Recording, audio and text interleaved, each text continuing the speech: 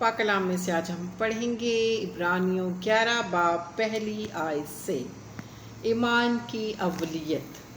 अब ईमान उम्मीद की हुई चीज़ों का इत्मीनान और उन देखी चीज़ों का सबूत है, क्योंकि उसी की बाबत बुज़ुर्गों के हक़ में अच्छी गवाही दी गई है। ईमान ही से हम मालूम करते हैं कि आलम खुदा के कहने से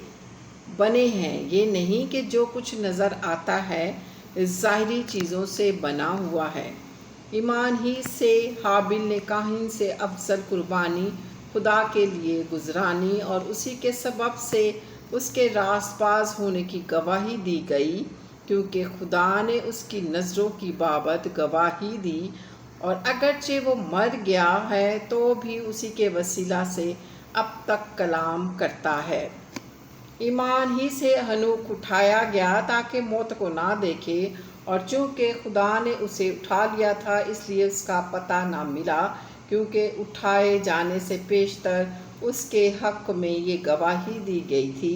कि ये खुदावंद को पसंद आया है, और बग़ैर ईमान के उसको पसंद आना नामुमकिन है। इसीलिए खुदा के पास आने वाले को ईमान लाना चाहिए कि वो मौजूद है और अपने तालबों को बदला देता है। ईमान ही के सबब से नूह ने उन चीज़ों की बाबत जो उस वक्त तक नज़र ना आती थीं हदायत पाकर खुदा के खौफ से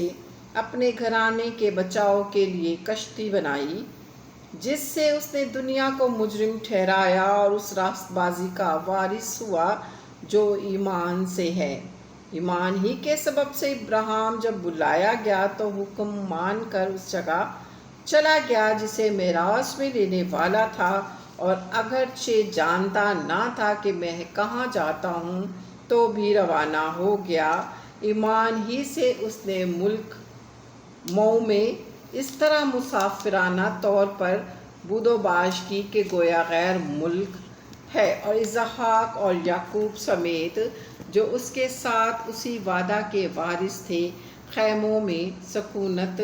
की, क्योंकि वो उसकी पायदार शहर का उम्मीदवार था जिसका मेमार और बनाने वाला खुदा था। ईमान ही से सारा ने भी संयास के बाद हामला होने की ताकत पाई, इसलिए वो कि उसने वादा करने वाले को सच्चा जाना। बस एक शख्स जो मुर्दा सा था आसमान के सितारों के बराबर कसीर और समंदर के किनारे की रेत के बराबर बेशुमार औलाद पैदा हुई। ये सब ईमान की हालत में मरे और वादा की हुई चीज़ें ना पाई, मगर दूर ही से इन्हें देखकर खुश हुए और इकरार किया कि हम ज़मीन पर परदेसी और मुसाफिर हैं। जो ऐसी बातें कहते हैं वो ज़ाहिर करते हैं कि हम अपने वतन की तलाश में हैं, और जिस मुल्क से वो निकल आए थे अगर उसका ख्याल करते तो उन्हें वापस जाने का मौका था, मगर हकीकत में वो एक बेहतर यानी आसमानी मुल्क की तलाश में मुश्ताक थे। इसीलिए खुदा ने उनसे यानी उनका खुदा कहलाने से शर्माया नहीं, चुनाचा उसने उनके लिए एक शहर तैयार किया। ईमान ही से इब्राहिम ने आजमाइश के वक्त इसहाक को नज़र गुजराना, और जिसने वादों को सच मान लिया था वो उस इकलौते को नज़र करने लगा जिसकी बाबत ये कहा गया था कि इसहाक ही से तेरी नस्ल कहलाएगी, क्योंकि वो समझा कि खुदा मुर्दों में से जलाने पर भी कादिर है। चुनाचा उन्हीं में से तमसील के तौर पर वो उसे फिर मिला। ईमान ही से इसहाक ने होने वाली बातों की बाबत भी याकूब और यूसुफ दोनों को दुआ दी। ईमान ही से याकूब ने मरते वक्त यूसुफ के दोनों बेटों में से हर एक को दुआ दी और अपने आसा के सिरे पर सहारा लेकर सजदा किया। ईमान ही से यूसुफ ने जब वो मरने के करीब था इसराइल के खरूज का जिक्र किया और अपनी हड्डियों की बाबत हुक्म दिया। ईमान ही से मूसा के माँ बाप ने उसके पैदा होने के बाद 3 महीने तक उसको छुपाए रखा, क्योंकि उन्होंने देखा कि बच्चा खूबसूरत है और वो बादशाह के हुक्म से نہ ڈرے۔ ایمان ہی سے موسیٰ نے بڑے ہو کر فرعون کی بیٹا کہلانے سے انکار کیا، اس لیے کہ اس نے گناہ کا چند روز لطف اٹھانے کی نسبت خدا کی امت کے ساتھ بدسلوکی برداشت کرنا زیادہ پسند کیا، اور مسیح کے لیے لعن طعن اٹھانے کو مصر کے خزانوں سے بڑی دولت جانا، کیونکہ اس کی نگاہ اجر پانے پر تھی۔ ایمان ہی سے اس نے بادشاہ کے قبر کا خوف نہ کر کے مصر چھوڑ دیا، اس لیے کہ وہ اندیکھے کو گویا دیکھ کر ثابت قدم رہا۔ ایمان ہی سے اس نے فساد کرنے اور خون چھڑکنے پر عمل کیا، تاکہ پہلوٹوں کا ہلاک کرنے والا بنی اسرائیل کو ہاتھ نہ لگائے۔ ایمان ہی سے وہ بحر کلزم سے اس طرح گزر گئے جیسے خشک زمین پر سے، اور جب مصریوں نے یہ قصد کیا تو ڈوب گئے۔ ایمان ہی سے یریحو کی شہر پناہ جب 7 دن تک اس کے گرد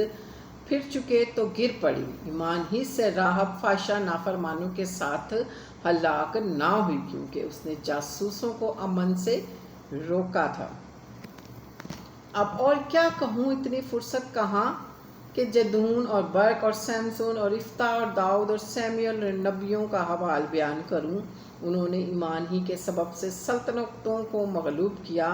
راست بازی کے کام کیے، وعدہ کی ہوئی چیزوں کو حاصل کیا، شیروں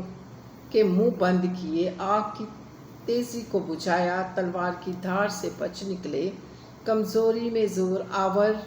ہوئے، لڑائی میں بہادر بنے، غیروں کی فوجوں کو بھگایا، عورتوں نے اپنے مردوں کو پھر زندہ پایا، بعض مار کھاتے کھاتے مر گئے مگر رہائی منظور نہ کی، تاکہ ان کو بہتر قیامت نصیب ہو، بعض ٹھٹھوں میں اڑائے جانے اور کوڑے کھانے، بلکہ زنجیروں میں باندھے جانے اور قید میں پڑنے سے آزمائے گئے، سنگسار کیے گئے، آرے سے چیرے گئے، آزمائش میں پڑے، تلوار سے مارے گئے، بھیڑوں اور بکریوں کی کھال اوڑے ہوئے، محتاجی میں، مصیبت میں، بدسلوکی کی حالت میں مارے مارے پھرے۔ دنیا ان کے لائق نہ تھی، وہ جنگلوں اور پہاڑوں اور غاروں اور زمین کے گڑھوں میں آوارہ پھرا گئے، اور اگرچہ ان سب کے حق میں ایمان کے سبب سے اچھی گواہی دی گئی تھی، تو بھی انہیں وعدہ کی ہوئی چیز نہ ملی، اس لیے کہ خدا نے پیش بینی کر کے ہمارے لیے کوئی بہتر چیز تجویز کی تھی، تاکہ وہ ہمارے بغیر کامل نہ کیے جائیں۔ پاک کلام کے پڑھے اور سنے جانے پر خداوند کی برکت ہو، خداوند کا شکر ہو۔ Hallelujah, praise the Lord, God bless you, آمین۔